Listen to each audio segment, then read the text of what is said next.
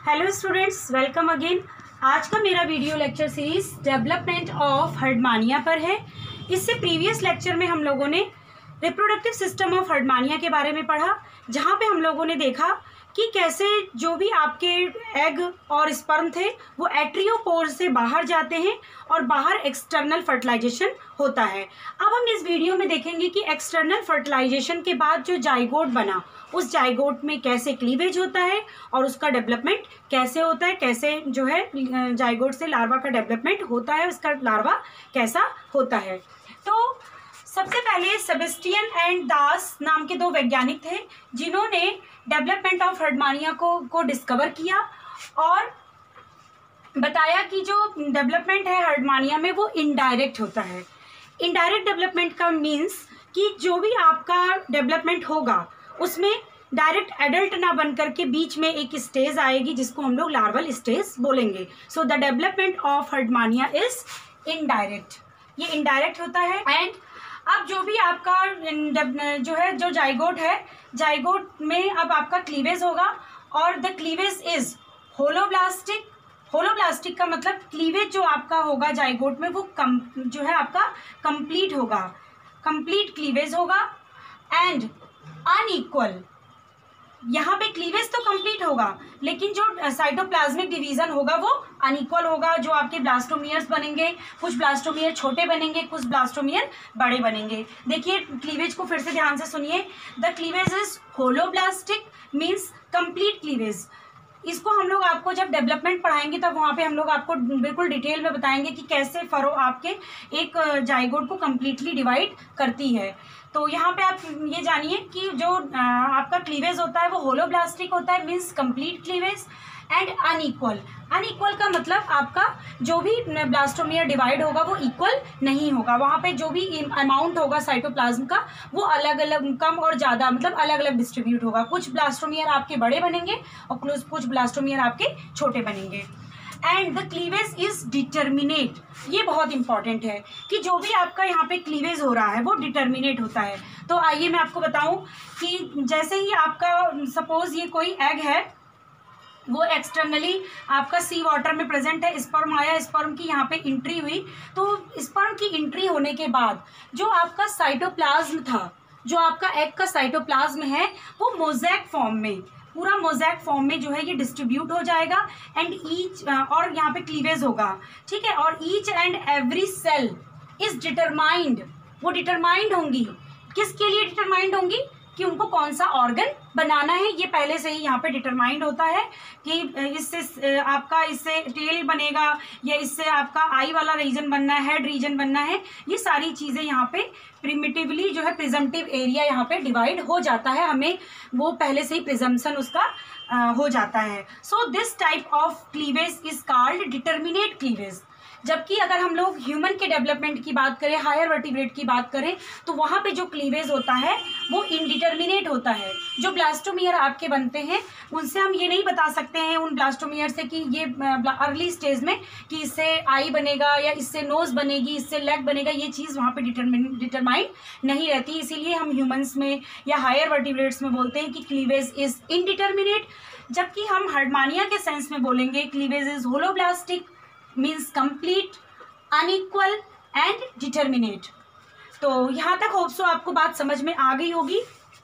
अब हम बात करेंगे कि जो भी आपका डेवलप्ड होगा, डेवलपमेंट को हम जो है देखेंगे। तो इस आपके जो है ब्लास्टोमियर में, अब इसके बाद ब्लास्टोमियर में आपका गैस्टुलेशन होगा, ठीक है। क्योंकि आपको पता है कि जो है इस स्टेज के बाद आपकी गैस्ट्रुला स्टेज आती है। गैस्ट्रुला स्टेज का मतलब कि जो भी आपकी लेयर है, जो भी आपकी इंडोडर्म, मेसोडर्म, इंडोडर्म है, ये तीनों लेयर का फॉर्मेशन आपका गैस्ट्रुलेशन कहलाता है। और ड्यूरिंग द गैस्ट्रुलेशन इम्बोली का प्रोसेस होता है। Emboly means invagination of the cells. आपके सेल्स इन्वेजिनेट होंगे, अंदर की तरफ धसेंगे, ठीक है, बॉडी में इन्वेजिनेट होंगे। क्योंकि आपको पता है लगातार यहाँ पे क्लीवेज हो रहा है और लगातार यहाँ पे नंबर ऑफ सेल्स इंक्रीज हो रहे हैं। और जब नंबर ऑफ सेल्स इंक्रीज होंगे तो इन्वेजिनेशन मीन्स आपका इम्बोली की प्रोसेस होगी। और इन्वेजिनेट होने के बाद यहाँ पे आपका ये प्रिमिटिव, या हम लोग इसको बोले प्रिमिटिव गट, या हम लोग इसको बोलेंगे आर्किंट्रॉन। आर्किन्टेरॉन का प्रिमिटिव गट का फॉर्मेशन होगा, प्रिमिटिव गट का फॉर्मेशन होगा। And this pore which are, जो आप यहाँ पे देख रहे हैं, which is seen in this figure, this pore is called blastopore, this pore is called blastopore. ठीक है, तो यहाँ तक होप सो आपको बात समझ में आ गई होगी कि क्लीवेज डिटर्मिनेट है, और डिटर्मिनेट क्लीवेज के बाद यहाँ पे नंबर ऑफ सेल्स धीरे धीरे बढ़ रही हैं, और धीरे धीरे अब ये जो स्टेज है वो गैस्ट्रुलेशन की तरफ जा रही है, और गैस्ट्रुलेशन होने के बाद यहाँ पे आपका ब्लास्टोपोर का फॉर्मेशन हुआ, और प्रिमिटिव गट मीन्स आर्किन्टेरॉन का फॉर्मेशन हुआ। अब आर्किन्टेरॉन के फॉर्मेशन के बाद हम देखेंगे आपका जो भी एम्ब्रियो है, आर्किन्टेरॉन के फॉर्मेशन के बाद हम देखेंगे अब ब्लास्टोपोर से, सपोज ये आपका इन्वेजिनेशन हुआ और यहाँ पे जो ब्लास्टोपोर था, इस ब्लास्टोपोर से आपका पीछे की तरफ टेल का फॉर्मेशन होगा। ठीक है, इस बात को आप नोट डाउन करिएगा, पीछे की तरफ टेल का फॉर्मेशन होगा, और आगे की तरफ जो है आपका हेड का फॉर्मेशन होगा।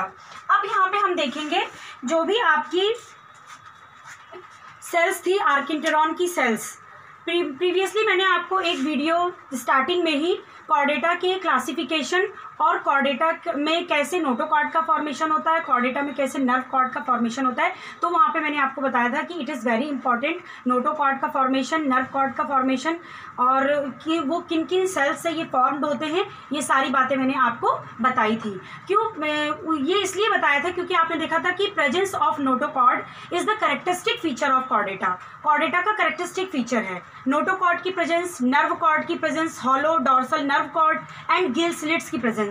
ये तीनों चीज़ों की प्रेजेंस आपका अगर किसी एनिमल में है तो उस एनिमल को हम कॉर्डेटा में कंसीडर करते हैं। तब मैंने आपको बताया था कि वहाँ पे जो आर्किन्टेरॉन होता है, प्रिमिटिव आर्किन्टेरॉन, उसी आर्किन्टेरॉन की एंडोडर्मल सेल से, रूफ ऑफ द आर्किन्टेरॉन, आर्किन्टेरॉन की छत की सेल से, जो इंडोडर्मल सेल होती है, उसी सेल से आपका पीछे की तरफ नोटोकॉर्ड का फॉर्मेशन होता है।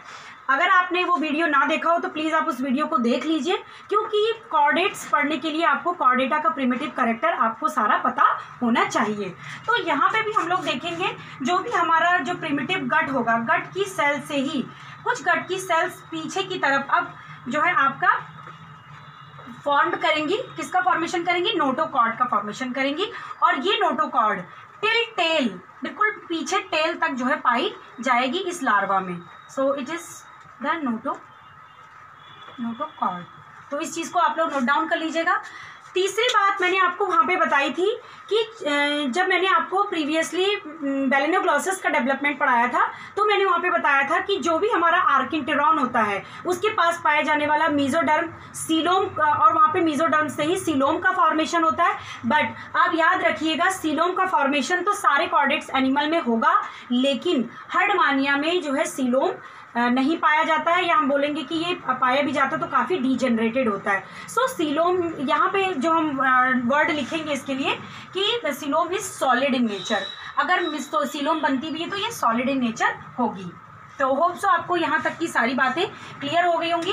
वैसे भी अगर हम हर्डमानिया में देखेंगे एडल्ट में, तो वहाँ पे भी सीलोम अब्सेंट होती है, जो कि मैंने आपको प्रीवियस जो वीडियो सीरीज पढ़ाया है एलिमेंट्री कैनाल, तो मैंने वहाँ पे आपको बताया था कि ज़्यादा एट्रियल कैविटी के डेवलपमेंट की वजह से आपने देखा था इस तरीके से हर्डमानिया का फिगर था ये, और ये इसका ब्रैंकियल अपर्चर, यहाँ से पानी इंटर करता है और एट्रियल अपर्चर से जाता है, और बहुत ज़्यादा ये एट्रियल कैविटी के बहुत ज़्यादा डेवलपमेंट से जो है आपका सीलोम यहाँ पे एब्सेंट होता है।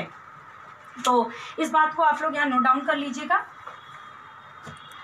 तो अब हम बात करेंगे नोटोकॉर्ड का फॉर्मेशन हमने देख लिया कैसे होता है, सीलोम हमने देख लिया यहाँ पे कैसे होता है। आइए अब मैं आपको लार्वा की कुछ कैरेक्टरिस्टिक के बारे में बताऊँ। तो the larva of Herdmania is lecithotrophic in nature. तो the larva of Herdmania is lecithotrophic in nature. Lecithotrophic का मतलब होता है नॉन फीडिंग।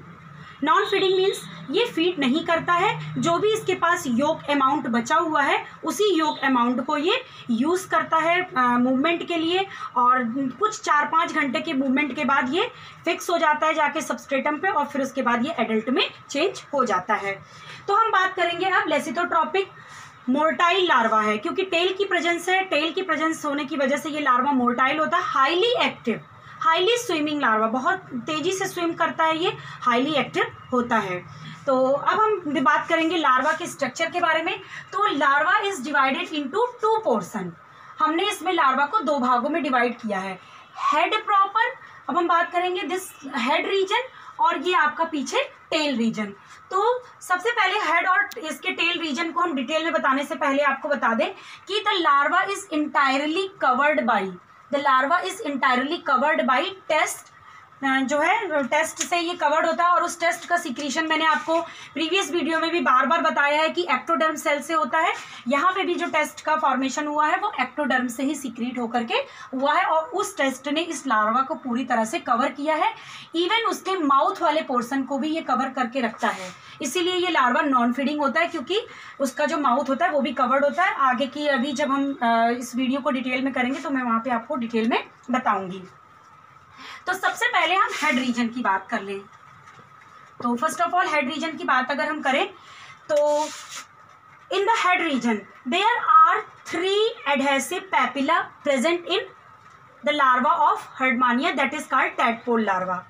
टैडपोल लार्वा हम इसको क्यों कहते हैं? क्योंकि it look like as a tadpole larva of frog. ये फ्रॉग के टैडपोल लार्वा की तरह हमें दिखता है, इसीलिए हम लोग इसको टैडपोल लार्वा कहते हैं।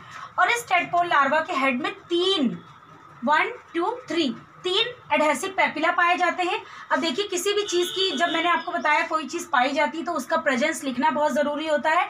तो 2 एडहेसिव पैपिला तो आपके डॉर्सो लेटरल पोजीशन में प्रेजेंट हैं। ध्यान से देखिएगा, 2 papilla are present on dorso lateral, मतलब डॉर्सल की तरफ, ऊपर की तरफ डॉर्सल। क्योंकि अब देखिए ये लार्वा इस तरीके से है, सपोज ये मेरा हैंड है, ये लार्वा है, तो इस तरीके से एक एडहेसिव पैपिला ये हो गया, दूसरा एडहेसिव पैपिला ये हो गया।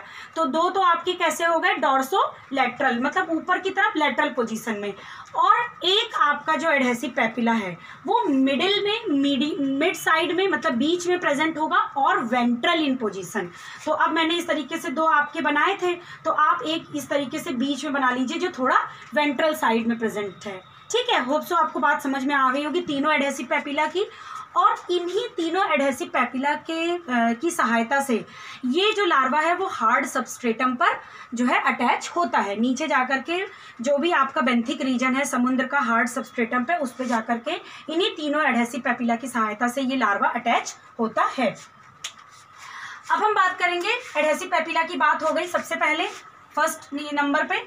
सेकेंड नंबर पे अगर हम बात करें तो in the dorsal side of this larva, इस लार्वा के डॉर्सल साइड में आपका सेंसरी पैपिला प्रेजेंट होते हैं। लार्वा में जो है सेंसरी वेसिकल पाया जाता है, और इस सेंसरी वेसिकल के अंदर 3 सेंसरी पैपिला पाए जाते हैं।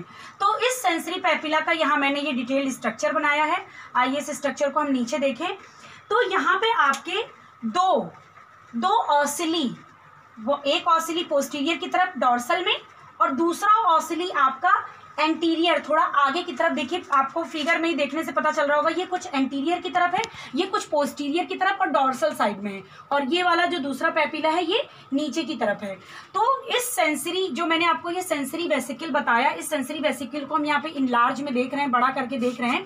तो इस सेंसरी वेसिकल में आपके 2 जो है ऑसिली प्रेजेंट है। एक ऑसिली, इसकी पोजीशन है आपकी पोस्टीरियर डॉर्सल। बच्चों, बार बार हम बता रहे हैं, अगर आपको एग्जाम में बहुत अच्छे नंबर लाने हैं तो फिगर में ही आप उसकी पोजीशन को लिखते हुए चलिए। फिगर में ही, अगर आपके पास स्पेस है तो पोजीशन को लिखते हुए चलिए, या फिर आप जब भी कॉपी में डिस्क्राइब कर रहे हैं तो सारे के सारे ऑर्गन की पोजीशन को जरूर डिस्क्राइब किया करिए। तो आपका एक जो सेंसरी ऑसिली है वो पोस्टीरियो डॉर्सल है, और दूसरी सेंसरी जो पैपिला है वो एंटीरियो वेंट्रल पोजीशन पे है। अब हम आपको बता दें सेंसरी ऑसिली का काम क्या है। तो दिस सेंसरी ऑसिली इज जो है आपका फोटो रिसेप्टर है। ये आपका लाइट की जो है प्रेजेंस, मतलब ये लाइट की तरफ अट्रैक्ट होती है। It look like as a eye in the larva, ये लार्वा में कुछ आई की तरह वर्क करती है और फोटो सेंसिटिव होती है। ठीक है, लाइट की तरफ सेंसिटिव होगी। जब आप देखेंगे लार्वा फ्री मूविंग करेगा तो ये लार्वा जब जो है ऊपर लाइट की तरफ तब तक मूव करेगा, जब तक मूव करेगा तब तक जो भी लाइट पड़ रही है वो इसी ऑसिली की सहायता से वो उसको देखेगा, उस लाइट को देखेगा। ठीक है, तो it look like as a eye in जैसे आपके वर्टिब्रेट्स में आई होती है फोटो सेंसिटिव होती है, उसी तरीके से ऑसली यहाँ पे फोटो सेंसिटिव होंगे। तो ये दो की तो बात हो गई। तीसरा जो आपका प्रेजेंट है जो है आपका ये कहलाता है आपका ओटोसिस्ट। दिस सेंसरी जो है this sensory structure is called otocyst. इसको हम लोग स्टेटोसिस्ट भी बोलते हैं। तो ओटोसिस्ट, स्टेटोसिस्ट हम जो है काफ़ी दिनों से फर्स्ट ईयर से ही पढ़ते चले आ रहे हैं कि आपका जो स्टेटोसिस्ट होता है ये इक्विलिब्रियम के काम में आता है। इसका जो नेचर होता है वो इक्विलिब्रियम करने का नेचर होता है, मीन्स बैलेंसिंग ऑर्गन है ये बॉडी का, ठीक है। तो स्टेटोसिस्ट आपका जो है बैलेंस करने का काम करता है। तो होप सो आपको डॉर्सल में जो है मौजूद इस सेंसरी वेसिकल के बारे में पूरी चीज़ समझ में आ गई होगी। अब हम देखते हैं हेड रीजन में और कौन कौन सी चीज़ें यहाँ पे प्रेजेंट हैं। तो अब हम आइए बात कर लें माउथ की प्रेजेंस की। तो this is the mouth of this larva. ये इस लार्वा का माउथ है। मैंने आपको बताया कि mouth is covered by test. Mouth जो है वो टेस्ट से कवर्ड होता है। अब हम सबसे पहले इसकी पोजीशन को देख लें। तो पोजीशन आप अपने हिसाब से देखिए, एक तो एंटीरियर साइड में मीन्स आगे की तरफ है और dorsally situated. Antero dorsally situated mouth present in Herdmania. Herdmania के लार्वा में जो माउथ होता है वो एंटीरियो डॉर्सली प्रेजेंट होता है। एंड अब हम लोगों ने जैसे ही बात किया था माउथ की, एलिमेंट्री कैनाल की, तो मैं आपको शुरू से ही बताते आ रही हूँ कि एलिमेंट्री कैनाल में mouth leads to buccal cavity, buccal cavity leads to pharynx, pharynx leads to oesophagus, then oesophagus leads to आपका stomach, stomach leads to intestine. तो इस लाइन को बिल्कुल हम लाके उठा के यहाँ पे पेस्ट कर देंगे, ठीक है, सेम। तो आपका जो माउथ है वो यहाँ पे आकर के फेरिंग्स में लीड्स करेगा। अब इसके हम फेरिंग्स रीजन की बात करें तो यहाँ पे एडल्ट की तरह बहुत ज़्यादा बड़ी एट्रियम कैविटी नहीं है, बट फेरिंग्स तब भी यहाँ पे बाकी चीज़ों से थोड़ा जो है ब्रॉड फेरिंग्स है।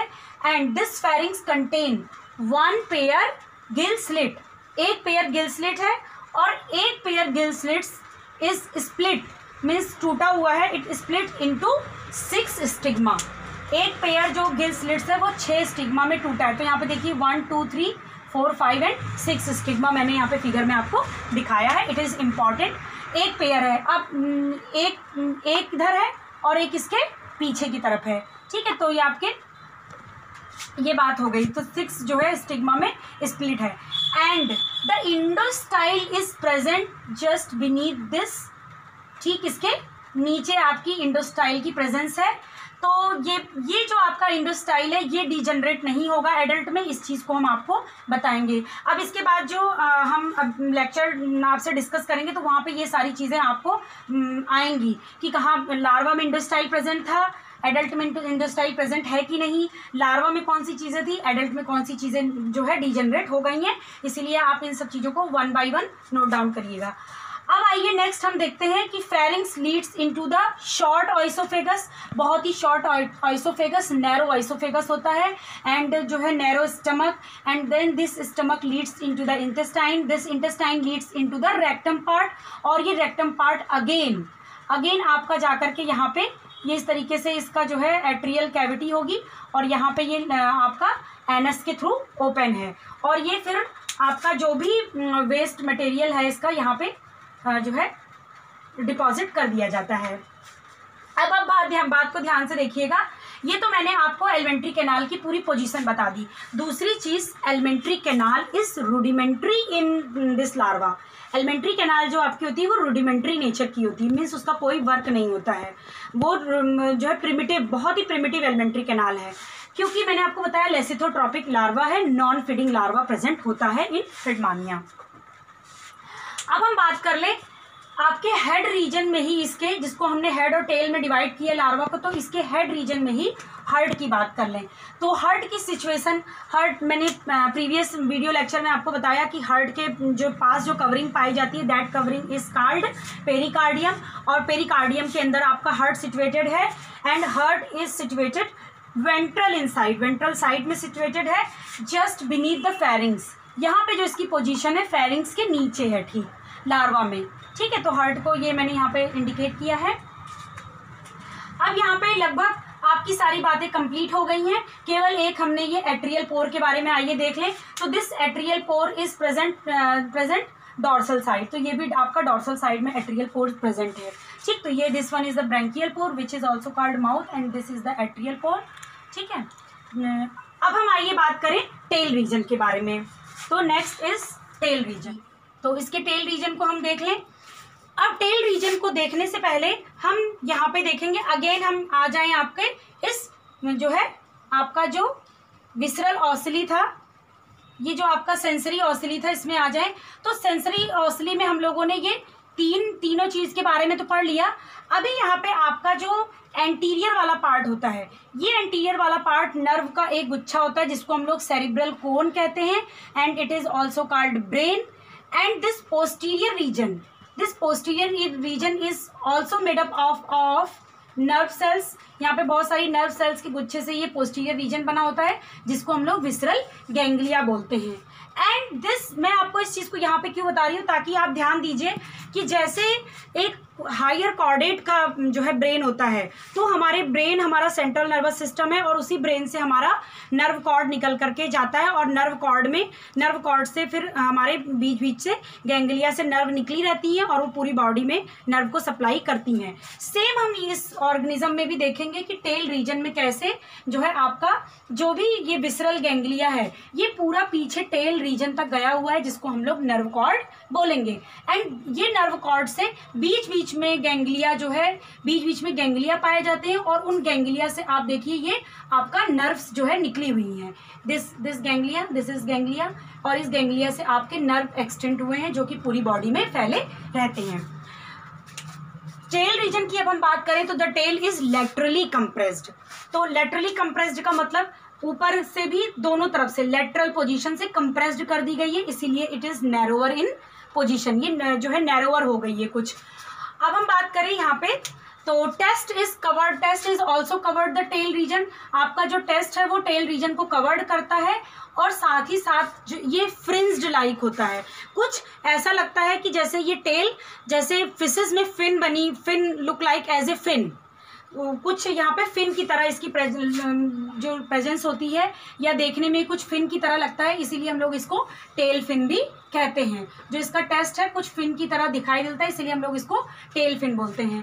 तो आइए हम सबसे पहले टेल में देखें कि कैसे हमारा जो ये विसरल गैंग्लिया है वो पूरा यहाँ तक फैला हुआ है।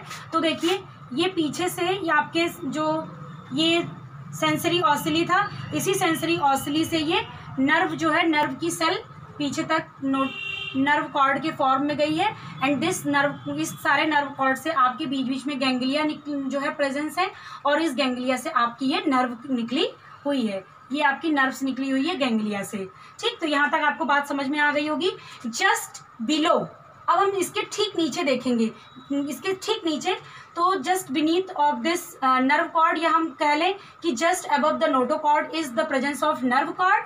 और तो देखिए ये नोटोकॉर्ड की प्रेजेंस है, जो नोटोकॉर्ड आपका टेल तक मैंने आपको बताया पूरा प्रेजेंट है और आगे की तरफ ये थोड़ा हेड रीजन में भी प्रोलॉन्ग्ड है, थोड़ा हेड रीजन में भी ये पाया जाता है notochord. And this notochord is work as a axial skeleton in the larva of Herdmania. ये यहाँ पे एक्सियल स्केलेटन का काम करता है, ठीक है, उसको सपोर्ट प्रदान करता है, उसकी टेल को सपोर्ट देता है जिससे टेल जो है आसानी से लोकोमोशन कर सके, क्योंकि अगर यहाँ पे कोई भी हार्ड स्ट्रक्चर नहीं होगा तो ये फ्रीली मूव टेल नहीं कर पाएगी। तो आप जस्ट लाइक अगर आप अपनी ही बॉडी को कंसीडर करें तो हमारी बॉडी में हमको जो सपोर्ट प्रोवाइड होता है वो हमारे जो है वर्टिकल कॉलम से प्रोवाइड जो है मिलता है। और आपको पता है कि हायर जो कॉर्डेट्स है, प्रीवियस लेक्चर में मैं इसको बहुत बता चुकी हूँ कि हायर कॉर्डेट्स में नोटोकॉर्ड ही वर्टिकल कॉलम में कन्वर्ट हो चुका होता है। ये हमारे नर्व कॉर्ड को पूरी तरह से कवर कर लेता है और हमें सपोर्ट जो है देता है। तो सेम यहाँ पे भी आपका जो नोटोकॉर्ड है वो एक्सियल स्केलेटन का काम करता है। आइए अब हम और एक बात यहाँ पे देख लें कि इसके टेल रीजन में जो है मसल्स के बंडल पाए जाते हैं जिसको हम लोग मायोटोम्स बोलते हैं। एंड दिस मायोटोम्स, तो ये मायोटोम्स की प्रेजेंस, अब देखिए फिर बात करें कॉर्डेट कैरेक्टर में ही, मायोटोम्स की प्रेजेंस ये दिखाती है या मसल के बंडल की प्रेजेंस ये दिखाती है कि कैसे आपका सुपरफिशियल मेटामेरिज्म शो कर रहा है। ये कैसे मेटामेरिज्म हुआ है, तो जैसे आपका सुपरफिशियल मेटामेरिज्म कॉर्डेट में शो होता है, उसी तरीके से ये लार्वा भी अपने एक स्पेसिफिक कॉर्डेट कैरेक्टर को बता रहा है in the form of myotomes which show the superficial metamerism in this larva. तो ये मायोटोम्स की प्रेजेंस, जो ये मायोटोम्स हैं, ये आपके मेटामेरिज्म को शो कर रहे हैं। तो अब हम इसके हैबिट एंड हैबिटाट के बारे में थोड़ा सा पढ़ लें कि ये लार्वा कहाँ रहता है, कैसे मूव करेगा। इसके बाद हम फिर इसके डेवलपमेंट की बात करेंगे। तो this larva is present on the upper surface of water. ये जो है आपका फोटो पॉजिटिव होता है, ठीक है, फोटो पॉजिटिव, बिल्कुल जो है जहाँ पे भी रोशनी होगी उसी की तरफ पॉजिटिवली ये मूव करेगा, फ्रीली मूव, हाईली मूव करता है। एंड अगर हम बात करें तो ये जियो निगेटिव है, ध्यान से देखिएगा, फोटो पॉजिटिव है बट जियो निगेटिव है, मीन्स ग्रेविटी की तरफ अभी ये नहीं जा रहा है, ग्रेविटी की तरफ इसका ध्यान अभी नहीं है, वहाँ की तरफ ये निगेटिव जो है बिहेवियर शो कर रहा है। जैसे ही ये लार्वा जो है थोड़ा सा 4-5 घंटे मूव कर लेगा पानी में, इस है बिल्कुल थक जाएगा और उसको लगेगा कि अब मेटामॉर्फोसिस इसमें होने वाली है, तो ड्यूरिंग द मेटामॉर्फोसिस ये लार्वा उल्टा होगा और एडहेसिव पैपिला से जाकर के बेसमेंट में चिपक जाएगा और स्लगिश इन नेचर हो जाएगा, मीन्स आलसी हो जाएगा। और इस स्लगिश नेचर के बाद आप देखेंगे कि जो आपका ये एडहेसिव पैपिला से चिपक गया, जो फोटो पॉजिटिव नेचर था वो फोटो निगेटिव नेचर में कन्वर्ट हो जाएगा और जियो निगेटिव जो नेचर था, बिहेवियर था, वो उसका जियो पॉजिटिव बिहेवियर में कन्वर्ट हो जाएगा। और जियो पॉजिटिव बिहेवियर में कन्वर्ट होने के बाद ये लार्वा बेसमेंट में जाके चिपक जाएगा। होप सो आज का वीडियो लेक्चर आपको मेरा डेवलपमेंट ऑफ लार्वा तक समझ में आया होगा।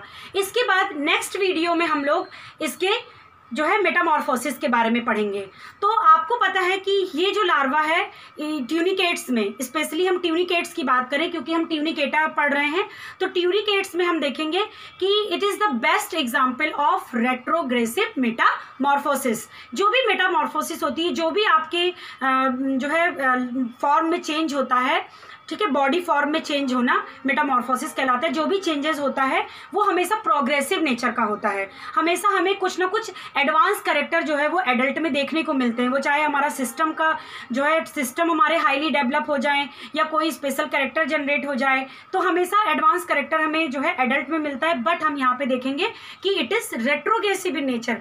यहाँ पे जो भी आपके ये जितनी एडवांस कैरेक्टर थे, वो चाहे नर्व कॉर्ड की प्रेजेंस हो, नोटोकॉर्ड की प्रेजेंस हो, उसके बाद आपके जो है मेटामेरिज्म की प्रेजेंस हो मायोटोम्स के फॉर्म में, या आपका बात करें इन सब चीज़ों का पैपिला का पाया जाना, ये सब, या आपके सेंसरी ये ऑसिली का पाया जाना, ये सारी चीज़ें अब धीरे धीरे डीजनरेट हो जाएंगी और लार्वा एडल्ट में कन्वर्ट हो जाएगा, जो जिस एडल्ट के बारे में आप इतने दिनों से स्टडी कर रहे थे। तो सो मिलते हैं नेक्स्ट वीडियो में जो है रेट्रोग्रेसिव मेटामॉर्फोसिस के साथ। अगर आपको मेरा वीडियो पसंद आया हो तो इसे प्लीज़ शेयर, लाइक और सब्सक्राइब कर दें। Thank you very much.